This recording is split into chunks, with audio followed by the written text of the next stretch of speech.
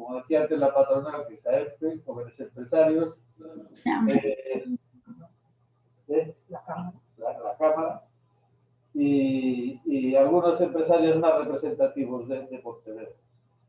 Bien, dentro de las actividades del foro, con permiso de quitarla, estamos a distancia, dentro de las actividades del foro se organizan estos desayunos con empresarios o personas relevantes en la economía española o gallega y regularmente las hacemos todos los años. En esta ocasión pues, nos toca presentar a un gran empresario español, que es don José Bonet, y al final la estructura va a ser que primero expondrá don José Bonet las perspectivas económicas para este año, como se titulaba en el foro, y después los asistentes podrán realizar preguntas, y aquí Lucía me va a ayudar a trasladarle al ponente y finalmente concluiremos. Intentaremos cumplir los horarios por el respeto a todas las personas que asisten y por las implicaciones que tenemos también los asistentes de otras actividades ordinarias. Bien, también está nuestro presidente de la Cámara, José García Costas, que me gustaría que a continuación y previo a la exposición de don José Bonet nos presente a nuestro querido presidente de la Cámara de España. José García Costas. Bueno, es un placer poder saludar y poder presentar a don José Luis Bonet Ferrer. Es un catalán español, nacido en Barcelona. No digo el año para no hacerlo mayor, porque es joven de espíritu. Es doctor en Derecho con sobresaliente acumulando por la Universidad de Barcelona, premio extraordinario en doctorado. Fue durante 49 años profesor de Economía Política y Hacienda Pública de la Facultad de Derecho de la Universidad de Barcelona, paralelamente en el mundo de la empresa, desde su nombramiento en 1966 como director comercial de la empresa Freixenet. Don José Luis Bonet ha participado directamente en el crecimiento y expansión de esta empresa familiar, hasta llegar a la presidencia del grupo en 1999. En la actualidad ocupa la presidencia de honor del grupo. Convencido de que la internacionalización es aún una asignatura pendiente de la economía y la empresa española, el señor Bonet ha estado al frente de diversas organizaciones cuya finalidad es ayudar y concienciar sobre la importancia de incrementar la presencia de las marcas españolas en mercados exteriores. Ha presidido durante 14 años, desde el 2004 hasta 2018, el Consejo de Administración de la Fira Internacional de Barcelona, como saben, es la Feria de Muestras de Barcelona, y es presidente de honor del Foro de Marcas Renombradas Españolas, después de ocupar su presidencia durante 16 años. Desde noviembre del 2014 es presidente de la Cámara de Comercio de España. Sobre todo, José Luis Bonet es un ciudadano del mundo, un hombre curtido y que ha trabajado desde muy joven y que tiene unas ideas muy claras en cuanto a lo que es una empresa y lo que tiene que ocupar dentro de una empresa la internacionalización. Está convencido, y yo estoy convencido también, de que sin internacionalización las empresas tenemos las patas muy cortas y el recorrido se hace corto. Y como lo que nos importa a todos es lo que diga el señor Bonet y no lo que diga yo, porque lo que diga yo, las personas que son de esta zona ya lo tienen de sobra conocido, pues vamos a escuchar con sumo placer a don José Luis Bonet. Muchas gracias por estar aquí y tienes la palabra. Muchas gracias y muy buenos días a todos. mi agradecimiento al Foro de Empresa Pontevedra y a su presidente Arturo Ramírez por la invitación y desde luego el agradecimiento por su amistad sobre todo, pero por la presentación que ha hecho a José García Costas, presidente de la Cámara de Pontevedra, Vigo y Vilagarcía de Arousa. Como sabe José, yo tengo vínculo con Vigo porque mi mujer es de Vigo y por tanto cada vez que tengo ocasión de aparecer, aunque sea telemáticamente por ahí, pues estoy satisfecho, ¿no? Yo en mi intervención voy a abordar la situación actual de la economía española, tras evidentemente los devastadores efectos de la pandemia esta del COVID-19 y ahora llovido sobre mojado con la Filomena esta, pero en todo caso decir que vamos a ver cómo vemos los efectos en el mundo de la economía y también cuáles son las prioridades en el momento de la recuperación y la reconstrucción y, por supuesto, el papel que las cámaras tenemos que jugar en esa recuperación y en esa reconstrucción, en el proceso transformador que tiene que tener sí o sí la economía española a partir de ya, ¿no? El año 2020, pues todos sabemos lo que hemos sufrido, ¿no? Nos hemos enfrentado a la mayor crisis económica y social de nuestra historia reciente. Habría que remontarse probablemente a la guerra civil, ¿no? Porque esto no lo habíamos visto nunca, ¿no? Yo creo que las consecuencias que ha habido son realmente devastadoras. Las consecuencias pues empiezan porque ante la pandemia no ha habido más remedio que paralizar la actividad. Se ha paralizado la actividad económica y esto es un colapso, ¿no? Efectivamente, España nos ha afectado además desde el punto de vista sanitario con el dolor pues, de la pérdida de más de 50.000 personas y contagios pues deben andar ya por los 2 millones. En ese sentido, la pandemia obligó a partir del mes de marzo al estado de alarma, luego la segunda ola pues ha vuelto el estado de alarma otra vez, con todo lo que supone de restricciones a la movilidad y a la paralización, como decía, de la actividad económica. Solamente pensar que en términos de comparación anual, el segundo trimestre del año 20, el PIB cayó el 21,6%, pues uno ya se hace idea de lo que supone esto, ¿no? Un verdadero colapso. A partir del mes de junio, efectivamente, se produjo ya las medidas de desescalada que se llamó y entonces rebotó la economía, ciertamente, a punto que se experimentó un crecimiento del 16,4% durante el tercer trimestre del año 20, ¿no? Evidentemente que el cuarto trimestre vio venir la segunda ola y a partir de allí otra vez colapsamos, ¿no? Otra vez paralización, restricciones y por tanto el conjunto del año 20 pues ha sido un verdadero desastre. El PIB español se prevé que caerá entre el 11 y el 14%. Veremos cómo acaba.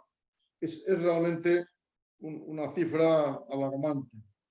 En el mercado de trabajo mismo, pues resulta que en este momento tenemos un paro registrado que ha aumentado en unas 724.000 personas, pero es que además están en ERTE 750.000 más, lo cual quiere decir que sumado al paro registrado que ya existía, pues estamos en una situación muy preocupante.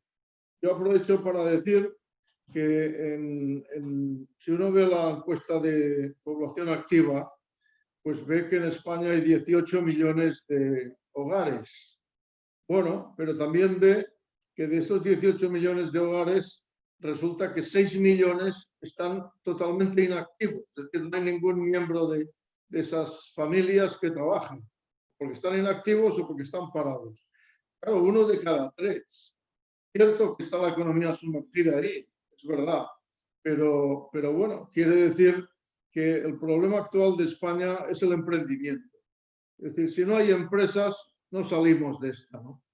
Por tanto, es muy importante que esto se tenga muy en cuenta, porque a veces se pasa a un segundo nivel y no se considera tanto. Pues sí, la empresa es lo más importante para sacar a España del pozo. El problema digamos, de la caída de la economía española es que ha tenido mayor intensidad que la que han tenido otros países de nuestro entorno, ¿no? Y la mayor intensidad se ha debido a que las medidas de restricción han sido más estrictas.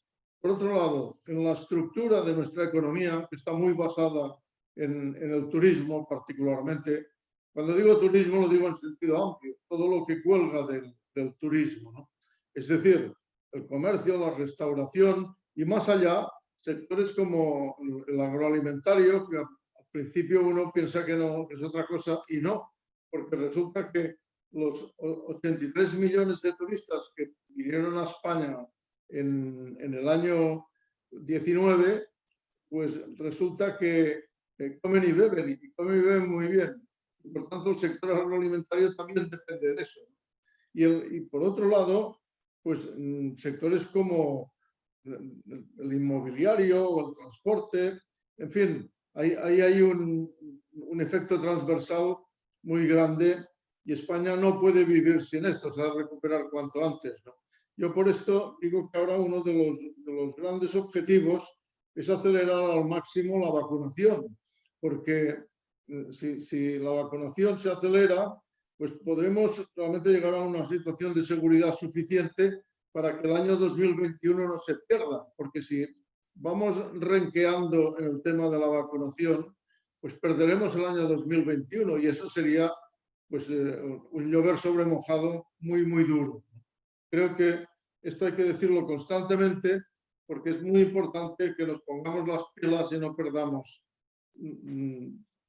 las posibilidades, ¿no?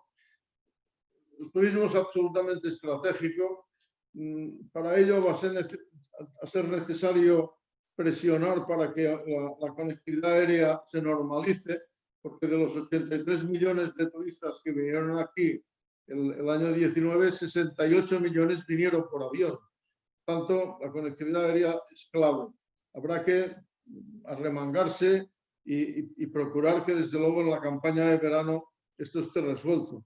Y si no, pues peor, ¿no? El propio comercio, pues, que también supone una participación en el PIB español del 11 y pico %, pues es también estratégico y están sufriendo mucho. Ya solo faltaba el frío este de la Filomena para que el pobre sector del comercio pues acabe de tener problemas, ¿no? En ese sentido, ya adelanto esto, estoy muy de acuerdo con lo que ha dicho Sánchez Llibre, el presidente de Foment del Treball aquí en Barcelona, cuando ha dicho que los ICOs tendrían que ser condonados, los préstamos de los ICOs. Efectivamente, pues muchos de estos son empresas que si no, no saldrán, ¿no? Por tanto, hay que estar para ellas. Yo creo que esto hay que decirlo y decir, y ya lo empezaba a decir, pues que empezamos un año 2021 en donde la rapidez será fundamental. ¿Por qué? Pues porque efectivamente, si no hay un proceso de vacunación que dé seguridad, pues no saldremos del pozo y nos llevaremos la salida al año 2022. No podemos perder el año 2021, ¿no? Por tanto, urgencia en el proceso de vacunación. Ahí tienen que echar el resto, ¿no? Porque, en definitiva, va a ser muy necesario. Es verdad que hay motivos para la esperanza. Desde que ya se anunció que la vacuna era un hecho, pues la luz al final del túnel se empezó a ver. Pero claro, la luz al final del túnel es al final del túnel. Hay que acabar de pasar el túnel. ¿Y el túnel cuánto es? Pues, y más teniendo en cuenta que aparte de los que desgraciadamente se han quedado atrás, pues los empresarios que están a mitad del túnel están desfallecidos, sin fuerzas. Se les tiene que acompañar y ayudar al máximo en este momento. Y esto se puede hacer porque la Unión Europea se ha puesto realmente las pilas, ha hecho lo que tenía que hacer y ha facilitado liquidez la que fuera falta, Banco Central Europeo, y por otro lado un proyecto importantísimo que es la Next Generation European Union, que en definitiva permite una transformación de las economías en la línea de la modernidad y el progreso. Por tanto, yo creo que estamos en una situación de gravedad muy importante. No está acabado el problema, ni mucho menos. Podemos llegar a perder el año 2021 si no actuamos diligentemente, y lo que sí tenemos es la oportunidad de utilizar 140.000 millones que van de la Unión Europea a España en la transformación de nuestra economía. Esto es un tema para mí crucial, ¿no? Porque efectivamente ya ha empezado el proceso, pero todavía está que no se acaba de ver. Se ha publicado recientemente el Real Decreto Ley que da el paso para que realmente pueda empezar, pero todavía no ha empezado realmente, ¿no? Y en esto también habrá que ir lo más deprisa posible. ¿En qué sentido? Pues en el que señala Europa y algún otro al que ya ha hecho referencia José García Costa y yo tengo especial interés, ¿no? Que es el tema de la internacionalización, que no está señalado en las líneas estratégicas de la Next Generation European Union, pero sin embargo que para España es absolutamente clave. ¿Cuáles son las líneas estratégicas que señala el plan europeo? Evidentemente ha hecho suyo el plan español, es decir, el plan de recuperación, transformación y resiliencia que en el mes de octubre presentó España ante la Unión Europea en Bruselas. ¿Cuáles son las líneas estratégicas? Bueno, todos lo sabemos, ¿no? Curiosamente coinciden con lo que la Cámara de Comercio de España y el sistema cameral planteó antes de la pandemia. Dijimos, vamos a dedicarnos a esto. Pues bueno, resulta que ha coincidido, porque es de sentido común. ¿Qué hace falta? Hace falta la digitalización, hace falta la sostenibilidad, hace falta la formación. Y esto es lo que dice la Unión Europea ahora. Por tanto, nosotros nos cogen preparados. Vamos a dedicarnos a este asunto. Ya al de la internacionalización, que no lo dice la Unión Europea, pero sí lo decimos nosotros, ¿no? España no está en la situación de otros países que ya han hecho la internacionalización de su economía, de sus empresas, y en cambio aquí sí que hemos empezado, porque las grandes empresas en general están situadas en el mundo. Muchas pymes han empezado a estar porque realmente la anterior crisis del 2008 les obligó prácticamente a darse cuenta que tenían que salir, es decir, veían que las que estaban fuera sobrellevaban mejor la crisis que las que no habían salido. 300.000 se quedaron en la cuneta y ahora pues es lo mismo. Las que todavía no han salido pues ya están viendo también que las que están fuera pues han ido mejor que las que no están fuera. Por tanto, la internacionalización es la asignatura clave, ¿no? Veo que el tema de la digitalización en España también ha empezado en las grandes empresas. La pandemia lo ha acelerado, porque todos nosotros en las cámaras, por ejemplo, pues hemos hecho la telecomunicación como nunca habíamos hecho. Y eso tiene ventajas muy grandes, porque realmente nos hemos cohesionado, nos hemos hecho más útiles, ¿no? Por tanto, yo creo que esta aceleración de la digitalización es buena, pero no ha llegado a todo el mundo, ni mucho menos. En el mundo de las pymes, pues todavía la digitalización es una asignatura muchas veces pendiente, ¿no? Y esto es lo que, en definitiva, ahora hay que resolver. Es decir, el problema principal es la digitalización de las pymes. Y ahí estaremos las cámaras, evidentemente. Hemos acordado con Red.es la instalación de 60 puntos en las cámaras de comercio para oficinas digitales y, por tanto, estamos ahí preparados para ayudar a las pymes en este objetivo tan importante. El segundo de los problemas, que en definitiva es una de las líneas estratégicas marcadas por la Unión Europea, es la sostenibilidad. También ahora se ha acelerado el proceso, se ha visto pues que en fin, hay que conservar la salud, por supuesto, pero también el planeta, ¿no? Ya se veía, pero ahora se ha acelerado la idea de que hay que sostener, ¿no? Y en consecuencia vamos también a dedicarnos a esto. Muchas empresas ya esto lo han asumido también, que ya grandes empresas tienen claro que o se hace sostenible su empresa y colabora en la sostenibilidad general o no saldremos, ¿no? Al final no saldremos de esto, ¿no? Por tanto, que hay que hacer máximo esfuerzo en llevar esta idea al mundo de las pymes también. En consecuencia, para esto estamos las cámaras de comercio, para ayudar, acompañar y ayudar. Y cuando digo esto, lo digo porque es que la digitalización, sobre todo, no es pura y simplemente el poner los aparatos y, en definitiva, hacerlos funcionar. Es reinventar los propios negocios. Es decir, cada uno de los empresarios no estará igual cuando acabe esta pandemia que antes de la pandemia. Necesitará reflexionar mucho y reinventar su negocio. Y para esto también tenemos que estar las cámaras de comercio para ayudar a la gente a esta reflexión, ¿no? Y en definitiva, sobre todo al mundo de las pymes.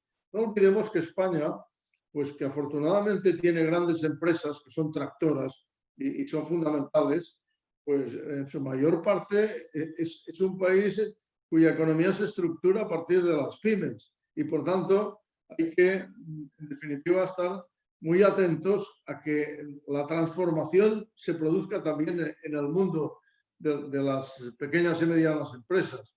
Es decir, no solo es un tema de las grandes empresas, que además cuentan con más recursos para poder realizar esa transformación, es la transformación de las pequeñas y medianas empresas, para lo que habrá que esforzarse extraordinariamente. Y desde luego, las cámaras de comercio estaremos ahí para eso. Y la tercera línea estratégica es la formación.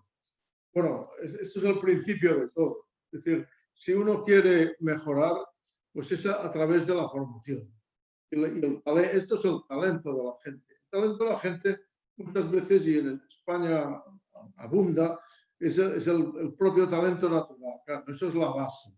Pero eso no es suficiente. Hay que prepararse. En ese sentido, el capital humano tiene que ser apto y capacitado. Y ahora, en ese mundo digital, pues hay que tener las competencias digitales. Y habrá que reciclarse mucho. Y por otro lado, en la educación primaria, secundaria, bachillerato y en la universidad, pues esto tiene que ser ya el pan nuestro de cada día. Afortunadamente, no hay mal que por bien no venga. La pandemia ya ha llevado a abrir este melón, porque no es lo mismo cómo se va a enseñar de aquí en adelante a cómo se ha venido enseñando en cualquiera de los niveles educativos. Esto requiere, desde luego, que todo el mundo tenga las competencias adecuadas. También tiene ventajas, por ejemplo, en orden a la creatividad, o sea, la libertad del alumno para poder buscar, para poder ir más allá, y que en definitiva los profesores sean guías, no bustos parlantes en una clase. Y evidentemente lo presencial es fundamental, pero lo digital tiene que estar ya ahí en medio del método, ¿no? Por tanto, creemos que eso es necesario. El 90% según el Centro Europeo para el Desarrollo de la Formación Profesional, de las ofertas de empleo en Europa requerirá dentro de muy poco tiempo la competencia digital. Es decir, que hay que reciclarse y hay que adquirir las competencias digitales mientras uno se está formando. Por tanto, la oferta educativa va a ir por ahí, en el sentido de que hay que adaptarse a las necesidades reales de la economía, y eso es una oferta educativa que tenga las competencias digitales en su seno, ¿no? Por otro lado, la formación profesional dual. Nosotros tenemos por ley otorgada la función, bueno, la obligación de ir por ahí, ¿no?, de la formación profesional dual. Uno piensa normalmente en la formación profesional en sentido estricto, y es muy importante ir por este camino. Es así. Lo que ocurre es que esto tiene que ser en toda la cadena del proceso formativo, y desde luego también en la universidad. Tiene que engarzarse el mundo de la producción de la empresa con el mundo de la formación, también en las propias universidades. Esto es un tema claro de reflexión inmediata, que se hace necesario. Pero dicho esto, lo he apuntado ya, lo que no está en las líneas estratégicas de la Next Generation, pero que sí tiene que estar en nuestra estrategia de España, y es la internacionalización. Ya he dicho que en el 2008 muchas empresas se dieron cuenta de la necesidad de la internacionalización, de tomar posición en los mercados del mundo al final. No es solamente exportar, es exportar y tener posición. Y desde luego con maneras de valor añadido suficiente, las marcas. No se puede seguir exportando graneles, hay que exportar productos con marca. Y en ese sentido, yo voy a explicarles la anécdota personal de que cuando empecé en la Fira de Barcelona a ser presidente, hablaba con empresarios de todo tipo, pero pymes sobre todo. Y estos me decían, yo de aquí, en el 2004, yo de aquí no salgo ni a rastras, porque yo aquí ya estoy bien, gano dinero, no tengo problemas de aviones, no tengo problemas de ir por el mundo teniendo que saber idiomas, no tengo nada, yo no salgo de aquí. Bueno, 300.000 a la cuneta. Y los que quedaron, pues ya se dieron cuenta que los que habían salido y tenían posición en los mercados, pues sufrían mucho menos, ¿no? Y entonces hubo realmente un cambio de mentalidad y de actitud, y muchos empezaron a salir. Y ahí está la explicación de por qué en los últimos 10 años muchos empresarios empezaron a salir y cambió la estructura de nuestro propio modelo de crecimiento. Y lo que era una balanza exterior negativa se convirtió en una balanza exterior positiva. Ese es el camino. Y ahora esto tiene que redoblarse, porque todavía son muchas las pequeñas y medianas empresas que deben salir, deben tener un proceso de internacionalización que además es un proceso de mejora de la competitividad, porque cuando uno está compitiendo, luchando para tener posición en los mercados mundiales, uno tiene que hacer las cosas mejor y con una perspectiva distinta. Y a partir de ahí, pues la empresa coge otro aire. En ese sentido, hay que decir que esto no es fácil, no es que sea fácil y que requiere mucha ayuda. Y nosotros, en las cámaras de comercio, es lo nuestro. Hemos ayudado mucho a la gente a salir. Y tenemos 45 cámaras en el exterior que pueden ayudar mucho. Y sobre todo si van de la mano con los agregados comerciales, las embajadas, que tienen que alinearse a este objetivo. Y por tanto, yo creo que esto es lo que hay que decir. Vamos a por ello.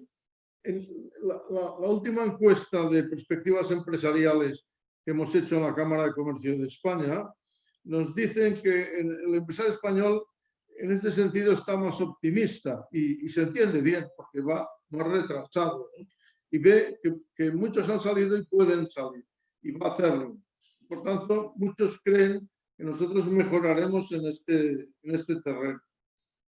No solamente, por tanto, y insisto en esto, el aumento de la base de empresas exportadoras. No es solo esto.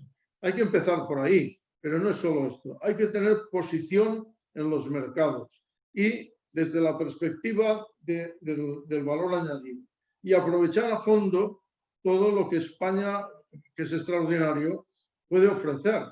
Entonces, como yo estoy convencido que recuperaremos los niveles de turismo que teníamos, aprovechar esa presencia de casi 100 millones de personas para realmente vender nuestras marcas mejor cuando ellas estén aquí. Aquí se lo pasan muy bien. En consecuencia, están realmente satisfechos y dispuestos a comprar. En ese sentido, la Cámara de Comercio de España, digamos que va a trabajar a fondo en las 3 líneas estratégicas que hemos dicho, acompañando y ayudando a las empresas a través de un sistema cameral muy potente. Son 85 cámaras territoriales en España. Eso sí, con una base que no debemos olvidar nunca, y es unidad de acción y defensa institucional. Unidad de acción quiere decir que no estamos aquí para tener rifirrafes. No, ahora estamos para ir juntos a salir de este pozo. Y por tanto, eso lo tiene que tener todo el mundo muy claro. No hay que, en definitiva, olvidar la sana crítica. El espíritu crítico es fundamental, pero sí hay que ir juntos para salir de este pozo. Y esto lo tienen que tener en cuenta tanto las autoridades políticas como el conjunto de los agentes del país. Y eso pasa también por la estabilidad institucional, y hay que defender nuestras instituciones. ¿Y esto qué quiere decir? Pues que hay que defender lo que son los principios fundamentales de la Constitución del 78, que han permitido un salto mayúsculo a la economía y en el progreso y bienestar de España y de los españoles. Que en definitiva, esto porque se ha conseguido, hombre, por los españoles, por supuesto, porque cuando tenemos que salir del pozo, pues salimos, pero también porque ha habido esta estabilidad institucional. Y esta estabilidad institucional, pues es esa Constitución del 78 y la incorporación a la Unión Europea. Ahora mismo, ¿alguien se imagina cómo estaríamos si la Unión Europea no hubiese facilitado la situación en este momento? Pues yo me lo imagino. Más bien estaríamos fatal, ¿no? Yo lo que sí creo es que esos principios deben ser defendidos, deben ser intocables, no deben ser atacados. ¿Cuáles son? Pues todos lo sabemos, ¿no? La democracia, la monarquía parlamentaria, el Estado de Derecho, el Estado del bienestar, el Estado de las autonomías, la economía social de mercado, donde la empresa es la pieza clave, es nuestra manera de organizarnos la vida y no nos ha ido mal. Es ahora cuando tenemos problemas que vienen de fuera, pero que hay que superar. Y ahí les decía que el sistema cameral puede realmente ayudar mucho. ¿Por qué? Hombre, pues porque tenemos una capilaridad que no tiene nadie más. Es decir, que estamos hasta el último rincón pudiendo ayudar y acompañar a las empresas. Segundo, una experiencia de 20 años de gestión de fondos europeos, lo cual ahora pues, vemos como normal la que está viniendo encima, ¿no? Y tercero, la propia naturaleza pública de las cámaras. Es decir, nosotros nos mueve el interés general. Y el interés general es el interés general de las empresas. Y esto es lo que nosotros tratamos de hacer. Y si lo hacemos, creo que debemos, en fin, hacerlo ahora mismo, cuando ya van a entrar en juego los fondos europeos de la Next Generation, desde un triple enfoque. Entonces hemos presentado 16 proyectos a los distintos ministerios, desde la propia Cámara de Comercio de España, evidentemente como cabeza de un sistema cameral de esas 85 territoriales, ¿no? Pero segundo, también estamos en interlocución con los ministerios para que nos encarguen proyectos. Es decir, en definitiva nos digan pues, qué debemos hacer en este trabajo de ayudar, acompañar y ayudar a las pymes. Por otro lado, la interlocución con las empresas que o bien son vocales de la Cámara de Comercio de España o bien son vocales cooperadores y que en definitiva tienen sus proyectos y piden también que les ayudemos a defenderlos, ¿no? Y por último, decir que hemos fortalecido nuestra presencia en Bruselas y hemos afirmado las cámaras como instrumento de arbitraje y mediación. Y, por supuesto, cumpliendo las funciones consultivas, es decir, no hay que olvidar que las cámaras somos órganos de consejo y colaboración de las administraciones. Y esto vale tanto para el gobierno central como los gobiernos autonómicos y locales. Y nada más, este es mi punto de vista sobre cuál es nuestra situación, cuáles son las prioridades en este momento y qué papel podemos jugar las cámaras en este sentido. Muchas gracias y a vuestra disposición. Gracias, José Luis. La verdad que me siento orgulloso de tener un presidente en la Cámara de España como tú. O sea, has cumplido las expectativas que tenía, tanto en la disposición como en el contenido. Bueno, yo voy a abrir la primera pregunta, o si Pepe tiene alguna, me gustaría que le hiciera el primero y luego haría yo otra, y luego daríamos paso a la formulación de preguntas de los asistentes. Las preguntas mías las conoce todas el señor Monet. Vamos a aprovechar el tiempo y que los contertulios hagan las preguntas de rigor que crean oportunas. Bien, pues mientras empiezan a llegar las preguntas, vamos a leer la primera. Tú, sí, la primera es de Juan Santos. Sin entrar demasiado en política, creo que sin unidad de acción y pactos de Estado será difícil salir.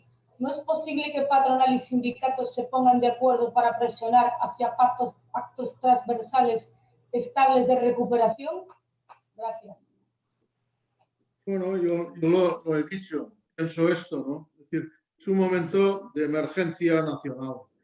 Muchos empresarios, si no se les ayuda, tirarán la toalla, porque no podrán aguantar.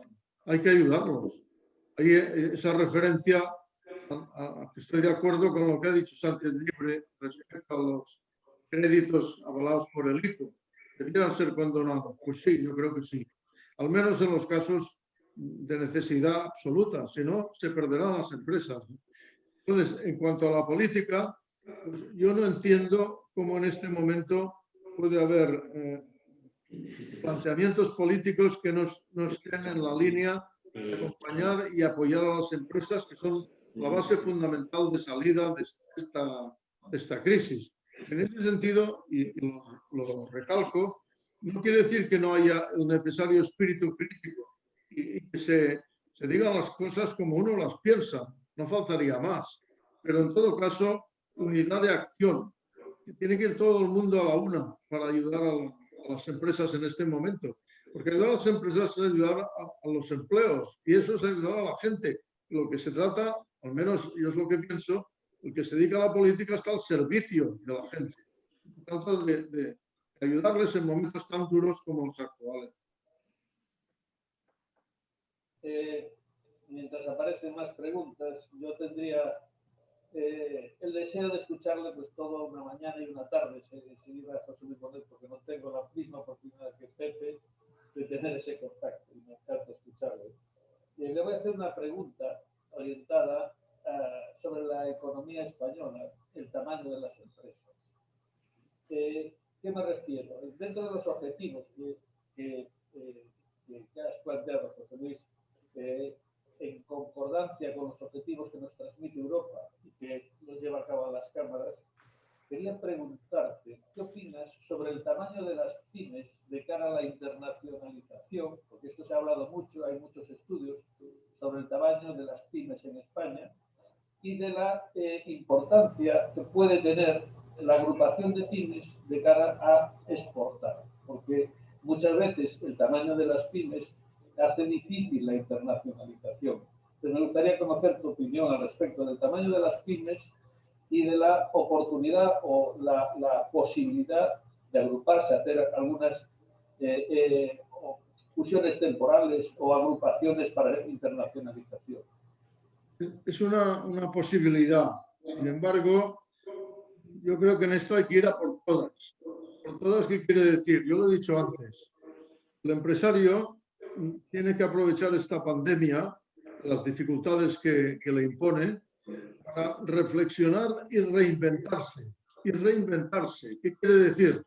Que tiene que ver exactamente cómo ha cambiado el mercado para él y qué debe hacer para recuperar una posición que será distinta a la que tenía. Y en ese sentido, el empresario, una de las posibilidades que tiene es la internacionalización. Ya he dicho antes que esto no es fácil.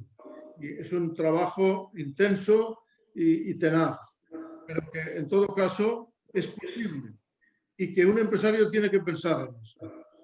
Puede hacerlo agrupado con otros empresarios mediante consorcios, pues puede ser una posibilidad.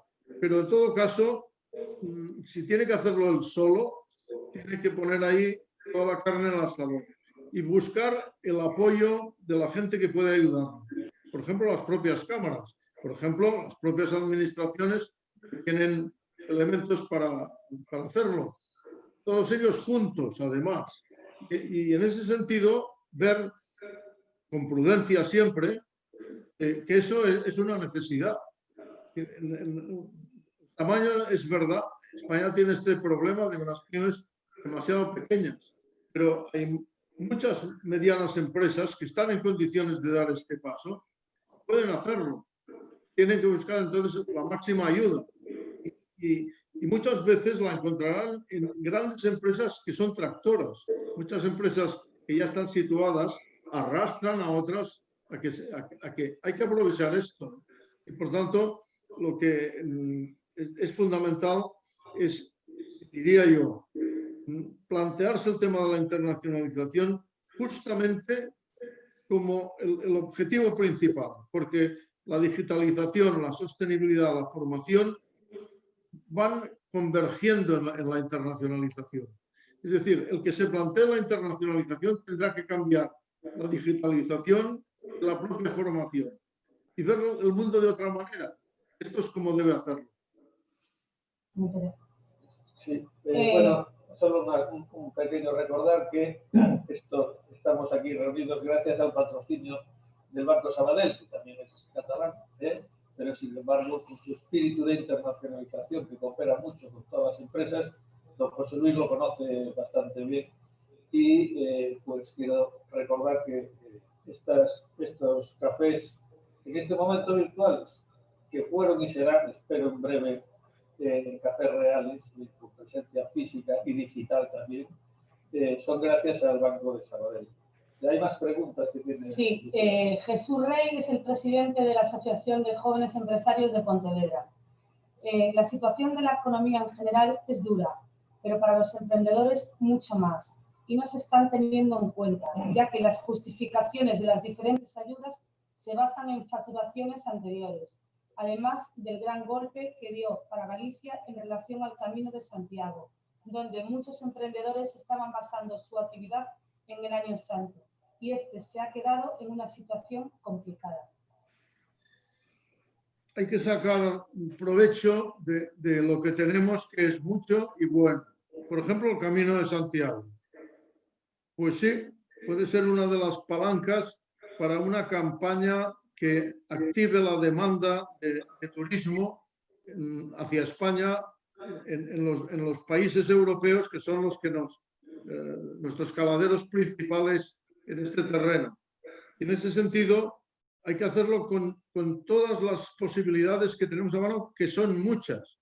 Por ejemplo, y en el caso del Camino de Santiago lo he dicho, pero en Burgos mismo tienen este año los 800 años de la Catedral de Burgos. Bueno, esto está ligado.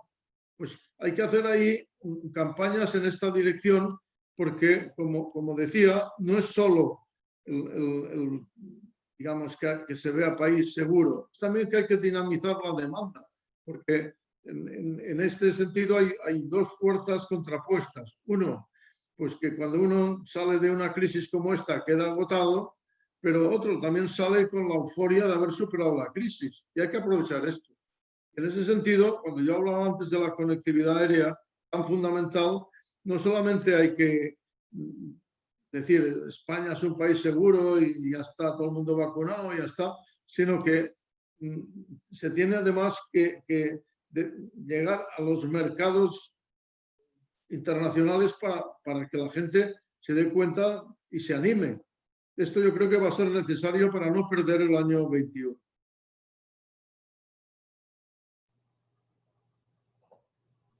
José Ramón Garrido, ¿nos escuchas?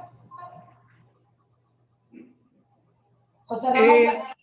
Sí, ¿me oís? Sí, te escuchamos. Sí, claro.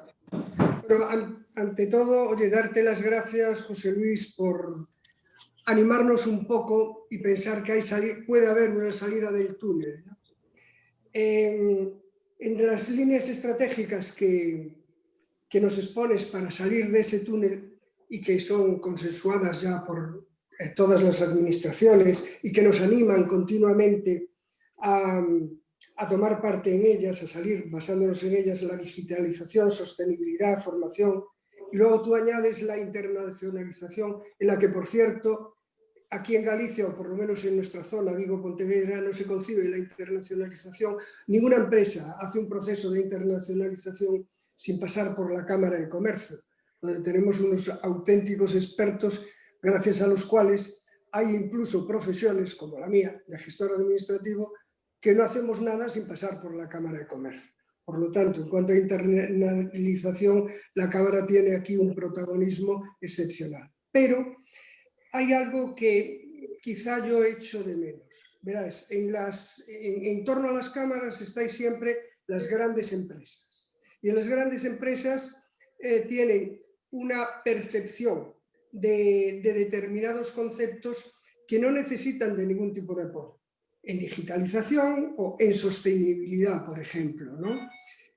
Para las grandes empresas eso realmente es algo obvio, algo claro y algo que, bueno, no hay que explicarlo. Bueno, pues para las pymes no. Para las pymes realmente hay que hacer un esfuerzo de explicación, acercarse a las empresas y decirle, mira, hay unos parámetros de digitalización que te afectan a ti, a tu sector, a tu forma de trabajar. Y esto podríamos desarrollarlo en conjunto de esta manera.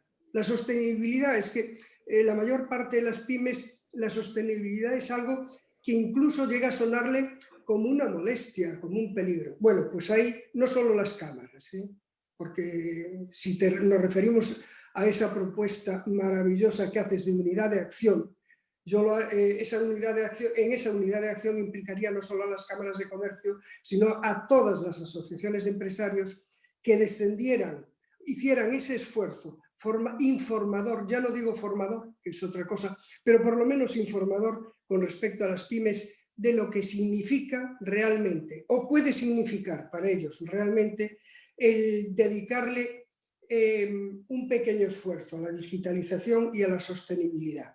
Y que ninguna de las dos es un peligro, sino todo lo contrario. La posibilidad de llegar a un gran mercado y crear sinergias comunes está porque las pymes, que somos la mayoría de las empresas en España, bajemos al terreno de lo que es tomarnos en serio la digitalización y la sostenibilidad. ¿Podíais desde la Cámara generar esas sinergias entre todos y trasladarnos a las pequeñas empresas ese tipo de más que, insisto, no formación, sino información concreta de lo que significa digitalización y sostenibilidad? Y perdonad el rollo, José Luis, es un atraco, pero en fin.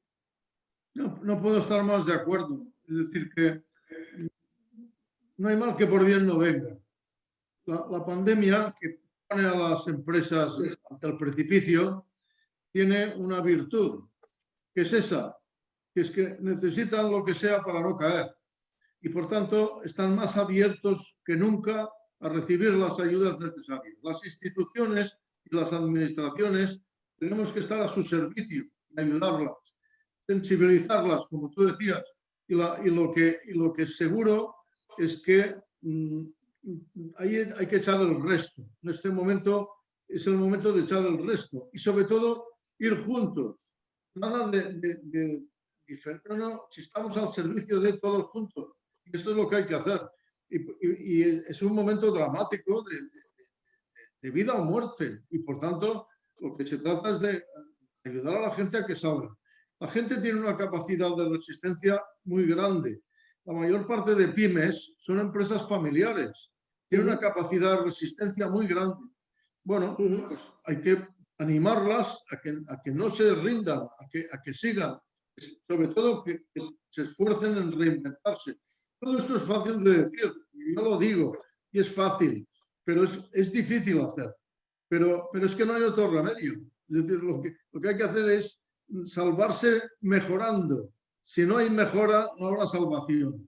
Y por tanto, en el terreno digital de sostenibilidad, habrá además los recursos de Europa que tienen que llegar sin duda a los proyectos que presenten grandes empresas, pero también a las pymes. No deben ser abandonadas. Abandonar a las pymes es abandonar al país entero.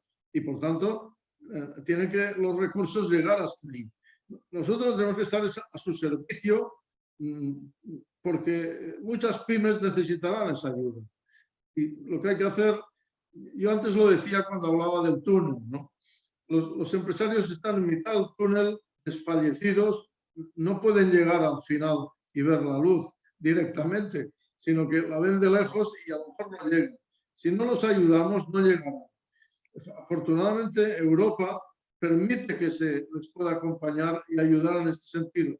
Y por tanto, el gobierno, los gobiernos autonómicos, los gobiernos locales, juntos, con cogobernanza y con colaboración público-privada, tienen que conseguir que las empresas no caigan y que las empresas mejoren, sabiendo que para no caer hay que mejorar.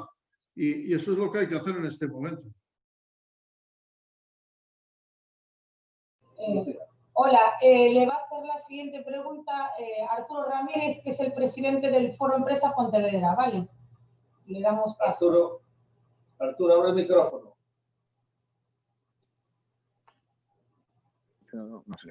Sí, ¿me oís? ¿Me oís? Ahora sí. Encantado, señor Bonet. Muchas gracias por participar con el Foro Empresa Pontevedra, como ya le comentaron mis compañeros. Bueno, pues ha sido un placer todas las aportaciones que hemos tenido la oportunidad de recibir suyas. Yo quería pues nada, pedirle su opinión sobre la formación tanto del empresariado, del empresariado como de todo lo que son los trabajadores, ¿no? Es decir, aprovechando estas crisis, yo pues, también es cierto que los empresarios por naturaleza somos bastante optimistas, creo, y tenemos que aprovechar estas situaciones pues, para reinventarnos, como bien decía usted, y de cara a este mundo de la formación y de los cambios y de las tecnologías y un poco dónde estamos y hacia dónde vamos, sobre todo la palabra esta de las nuevas profesiones, ¿no? Que tanto ha estado estos años y parece que nos hemos olvidado un poco, pero sigue pisando, ¿no? Y estamos reinventándonos, ¿no? ¿Cómo ve usted el mundo de la formación, tanto en los empresarios y en el mundo de la laboral, en las universidades también, ¿no? Es decir, un poco los que se supone que vienen ya pisando, entrando, las nuevas incorporaciones y nosotros mismos con los nuevos proyectos y con esta forma de reinventarnos, ¿no? Muchas gracias, señor Bonet. Muchas gracias, Arturo. Yo lo que ya lo he apuntado, ¿no? Es el problema fundamental, porque hablamos de los 4 grandes objetivos: digitalización, sostenibilidad, internacionalización, formación. De todos ellos, el más importante es la formación, porque eso es el talento de la gente. Y tengan en cuenta que, por ejemplo, en el terreno digital, pues la mayor parte todavía no tiene competencias ahí. Por eso hablaba yo del necesario reciclaje. Es decir, es que habrá que tener esas competencias.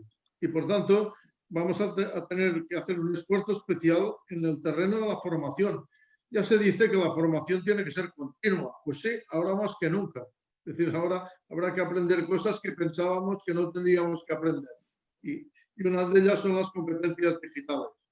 Bueno, pues es todo un conjunto que tiene que verse también en ese conjunto. Es decir, que la digitalización será necesaria para la internacionalización. Por otro lado, la sostenibilidad será necesaria porque hay que tener empresas limpias para poder ir por el mundo. Por otro lado, la gente tendrá que reinventarse en su propio negocio y reflexionar en función de cuáles son las necesidades del consumidor, que habrán cambiado al final de la pandemia. Por ejemplo, en el terreno del comercio, pues el e-commerce, ¿no? Todo esto, mucha gente no contaba con ello y ahora tendrá que contar. Por tanto, yo creo que estamos en un momento digamos, encrucijada. Nosotros tenemos que decidir si queremos rendirnos y morir o queremos luchar para intentar salvarnos. Y esto pasa por esta renovación de nuestra propia formación en todos los terrenos. Y esto no solo en lo que va a tener que hacer la gente que ya está en las empresas y en el mercado y luchando. No. Lo tiene que hacer estos y lo tiene que hacer todo el sistema educativo. No puede ser que salgan personas que han pasado por el proceso de formación y que no tengan las competencias digitales, que no tengan los idiomas, todo lo que va a ser absolutamente necesario en el futuro. Y por supuesto, un acercamiento del mundo de la educación al mundo de la empresa. Ese engarce es absolutamente clave. Y piensen, y yo soy un ejemplo de esto, es decir, me he pasado la vida compatibilizando la formación con la acción empresarial. Y esto les puedo asegurar que es de un valor añadido para las empresas extraordinario. Y esto pasa, al final, por los valores fundamentales de las personas. Es decir, darse cuenta del esfuerzo, del trabajo en equipo, de la tenacidad, del problema, digamos, de buscar más lo constructivo que lo negativo. La competencia existe, pero también hay muchas posibilidades de colaboración. El acercamiento al mundo de las instituciones, incluso con espíritu crítico, porque es que no puede uno ya ir por el mundo solo. Esto yo creo que queda atrás. Estamos en un momento, en esa unidad de acción que decía, ¿no? Pero ¿cree que al hilo de lo que dijo Arturo, cree realmente que hay consonancia, que hay colaboración entre la formación profesional y las universidades y las empresas? ¿Cree realmente que estamos cerca o cree que estamos lejos? y es una pregunta mía personal. Que igual, Añadida a la de Arturo. añadida a la de Arturo. Estamos relativamente lejos. Yo diría que nos hemos acercado poco. La propia formación profesional dual, pues que es fundamental. Es decir, es un poco el hacer a la vez teoría y práctica. Es lo de sentido común, además. Es decir, bueno, uno evidentemente tiene que formarse teóricamente, pero también tiene que tocar las cosas, ¿no? Por tanto, yo creo que eso, que en las empresas familiares, muchas veces esto es más fácil de ser realizado. Pero fíjense que estas casi no han entrado en este terreno. Y en cambio, las grandes empresas han entrado más. La poca formación profesional dual que se hace en España se hace en el mundo de las grandes empresas. Y en el momento actual, y otra vez no hay mal que por bien no venga, en donde habrá que ir muy juntos, quizás es el momento de decir, bueno, sí, la Unión Europea da fondos, hay que aprovecharlos, pero al mismo tiempo tú cambias tu mentalidad y utiliza la empresa también para formar a la gente y abre la empresa en ese sentido. Yo creo que este es un trabajo que tenemos por delante. Ahí el mundo institucional, las cámaras, por ejemplo, pues tenemos mucho que aportar, ¿no? Podemos intentar organizar esto. Veremos cómo acaba decantándose todo el proceso de los fondos europeos. Pero si, como parece, vamos a tener un papel importante en la ejecución, vamos a ver si conducimos hacia ese progreso y esa mejora al mundo empresarial español, que hace mucha falta, que ahora no hay mal que por bien no venga, pues resulta que ofrece una oportunidad porque la gente lo necesita y en consecuencia lo hacemos en bien de la gente al final, porque al final esto es el bienestar de la gente lo que se está jugando aquí, ¿no? Mercedes Cuña Puente, al hilo de lo dicho, yo creo que es en internacionalización, considero que la internacionalización de las pymes tiene que venir de la mano de consorcios y agrupaciones de pymes. No podemos olvidar que el pequeño empresario es un técnico que en la mayoría de los casos no es un estratega. Sí, yo creo que lo que tiene que tener claro el empresario es que tiene que internacionalizarse. Eso lo tiene que tener claro. Evidentemente, hay empresas que eso no están hechas posibilidades, ¿no? Microempresas, yo qué sé, una cafetería, pues esto no. Pero sin embargo, las posibilidades de utilizar las nuevas tecnologías sí que las tienen. Y en la mayoría de los casos la internacionalización la tiene, o bien individualmente, o sea, por sí mismo, o bien mediante consorcios. Es decir, donde habrá que trabajar consorcios que pueden ser de distintos sectores los integrantes. Es decir, que hay muchas posibilidades de ir por el mundo, ¿no? Y sobre todo apalancarse en lo que ya tenemos por ahí, que es las 45 cámaras oficiales de comercio en el exterior, en los países más importantes y, por supuesto, todo el mundo de la plataforma diplomática que tiene España. Es decir, hay muchas cosas. El enlace lo puedo encontrar en las cámaras de comercio territoriales. Están muy experimentadas en enviar misiones, tanto que son directas como inversas. Es decir, que ahí hay un ente al que pueden agarrarse. Y este es nuestro papel ahora, lo he dicho, ¿no? Acompañar a la gente, ayudarlos en un tema que es suyo, que es de cada uno de los empresarios, pero en donde las instituciones pueden ayudarles y deben acercarse a las instituciones, lo cual dará sentido a las instituciones además, ¿no? Vale, Carlos Jacinto Rial, buenos días. Teniendo en cuenta que vamos a tener que reconstruir nuestro sistema productivo, ¿qué opina de que se invierta mucho más en I+D+I, utilizando parte de los fondos que vengan de la Unión Europea para que nuestra economía no tenga tanta dependencia del turismo y la construcción? Bueno, esto de que la dependencia del turismo, yo no lo comparto, porque el turismo hay que recuperarlo. Es decir, que España tiene ventaja competitiva absolutamente fenomenal en el sector del turismo y eso no hay que perderlo. Lo que yo veo en este momento es que se dedica poco esfuerzo a la defensa del turismo. Es verdad que los que practicaban la turismofobia, por ejemplo aquí en Barcelona, pues en fin, había movimientos de ataque al turismo. Pues bueno, y ahora esto ya se ve que era una estupidez, ¿no? Pero es que no solo es esto, es que hay que recuperar cuanto antes el turismo. Y en la recuperación del turismo, lo que debemos pensar es que se hacen pocos esfuerzos. ¿Por qué? Pues porque el turismo ha crecido casi de una manera espontánea y las administraciones pues, no le han dado mucha importancia y ahí va solo, ¿no? Y esto no solo es para España, sino que es para toda Europa. Europa es líder mundial en turismo. No debe perder el liderazgo mundial en turismo, como España no debe perder el liderazgo mundial que participa con otros países en el turismo. Al contrario, fomentarlo. Esto lo primero.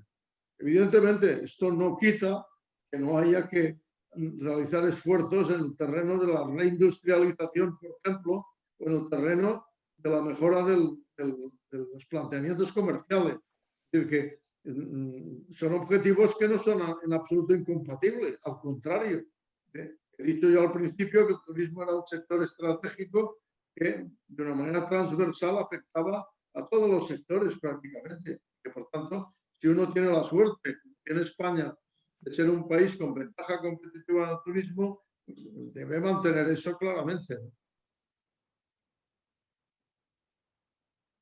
Y no sé si esta pregunta es para usted o para el presidente Costas, pero yo la voy a hacer. En Vigo, por ejemplo, el ayuntamiento debe ayudar a las cafeterías, terrazas gratis y menos impuestos. ¿Qué puede hacer la Cámara en este sentido? Nosotros lo que podemos hacer es decirlo una y otra vez.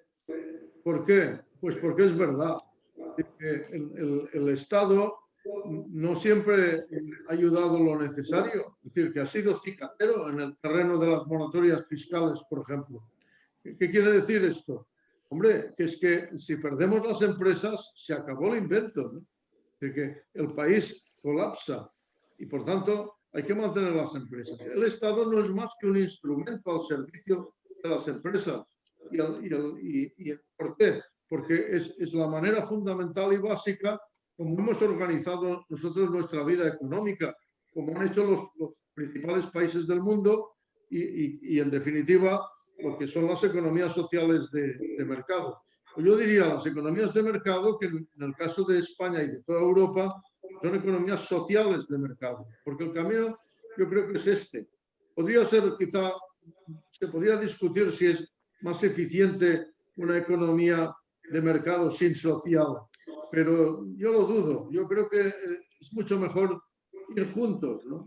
Y para eso hay que ser solidarios y tener un matiz claro de tipo social.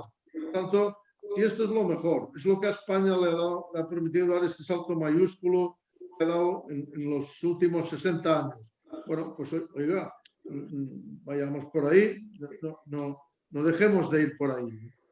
Sobre todo, no nos permitamos frivolidades de atacar los principios fundamentales de nuestro sistema socioeconómico.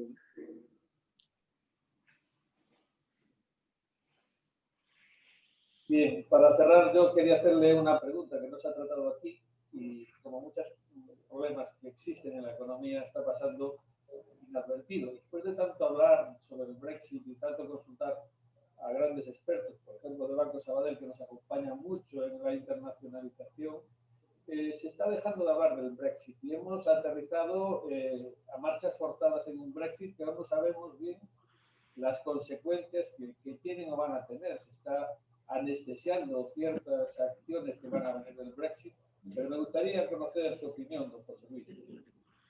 Sí, mi opinión es que no hay tanto una anestesia como que quizá el Brexit era un poco el demonio que venía y sería espantoso y no ha pasado nada, ¿no? La gente no ha notado nada. Es verdad que puede haber efectos negativos, pero sobre todo lo que tenemos que pensar es que ahí sigue existiendo un mercado muy importante, que es el mercado del Reino Unido. Por otro lado, que en los casi 20 millones de turistas británicos que venían a España van a seguir teniendo ganas de venir a España porque es donde se lo pasan bien, ¿no? Y por tanto, lo que hay que hacer es trabajar en este sentido, no abandonar, diciendo, no, esto ya queda fuera de nuestra capacidad de hacer cosas. No, no, al contrario, redoblar esfuerzos ahí, ¿eh? Y en ese sentido es lo que hay que hacer. El mercado inglés sigue siendo un mercado muy importante y las relaciones de España particularmente con Inglaterra pues tienen que ser relaciones buenas y donde puedan seguir existiendo pues esa interlocución y ese ir juntos también de otra manera. Bueno, sí, pues procurar que la otra manera haga el menor daño posible y al contrario, seguir progresando en esa relación. Bien, Pepe, creo que quieres despedirte. Despedir a José Luis. Una mínima contestación a María de una pregunta que hizo anterior sobre el alcalde de Vigo. En Vigo existe una proliferación de sociedades, de asociaciones demasiado amplia, demasiado diversa. Canalizar las posibles ayudas del Concello hacia distintos sectores que en este momento están pasándolo muy mal, se hace difícil por esa dispersión. Yo invito a las asociaciones de usuarios a que de una vez por todas se unifiquen, de alguna manera se agrupen y podamos canalizar las peticiones y las ayudas que tenemos muy a favor el alcalde de Vigo, pero hace falta el ensamblar todo eso. Y yo, desde luego, estoy a disposición de todas las asociaciones para, si lo estiman oportuno, hacer lo que ellos consideren que debo hacer. Esa es la respuesta a María de una pregunta que me hizo. Y a José Luis Bonet solo tengo que decirle gracias. José Luis, como habéis podido comprobar, es un ciudadano del mundo, es un catalán español, y es una persona siempre abierta y que dice siempre lo que piensa sin morderse la lengua. Estoy deseando que se acabe toda esta historia porque tenemos previsto hacerle una invitación al señor Bonet para presencialmente poder hacer que nos haga una disertación, pero de manera presencial, porque a mí me gustan mucho más las reuniones y las convenciones presenciales y no las telemáticas. Y nada más, muchísimas gracias a José Luis, muchísimas gracias a todos los que habéis pensado que José Luis era una persona adecuada para hablarnos de estas vicisitudes que estamos pasando. Gracias a todos y que Dios nos dé salud y que podamos vencer todos estos problemas, porque el problema de Madrid, de Barcelona, de la nieve, son problemas puntuales que nadie puede hacer nada contra eso. Pero me da la impresión, por lo que sé y por lo que me dicen los médicos con los que yo trato, que la pandemia todavía va a tener mucho recorrido y a pesar de las vacunas y a pesar de que yo estoy inmunizado porque tuve el COVID y hace 15 días tuve todavía una analítica, pero no hay ninguna garantía de que yo no pueda volver a ser reinfectado y por tanto que todas las personas que se vacunan, ojalá sea definitivo y no tengamos que volver atrás. Por mi parte nada más. A José Luis, repito, mil gracias, y a todos los que habéis participado y los que habéis organizado este evento, Gracias por vuestra participación. Al Banco de Sabadell, como no, gracias porque está siempre al quite de cualquier cosa que se le propone, y salud para todos y que esto vuelva a repetirse, pero presencialmente. Gracias a todos. Gracias, don José Luis. Bueno, yo también quiero agradecer en nombre del Foro de Empresa pues, su presencia hoy entre nosotros, también a José García Costas, por su siempre interesante presentación, al Banco de Sabadell, que es el que permite que hoy nos reunamos en esta ocasión y en otras que hemos hecho y que haremos, y le traslado nuestra invitación desde el Foro de Pontevedra para un café presencial o comida cuando usted tenga la agenda y las circunstancias lo permitan, que nos encantará tanto que nos visite en vivo en la Cámara como aquí en el Foro, que sabe usted que es una persona muy apreciada por todos los empresarios, y también darle gracias a todos los asistentes a este café virtual que hemos tenido hoy, y que en breve organizaremos otro virtual, pero insisto en la invitación a la ciudad de Pontevedra, a la ciudad de Vigo, a nuestra querida comarca, que todos los empresarios le acogerán como usted se merece. Muchas gracias a todos y buenos días. Gracias. Hasta luego.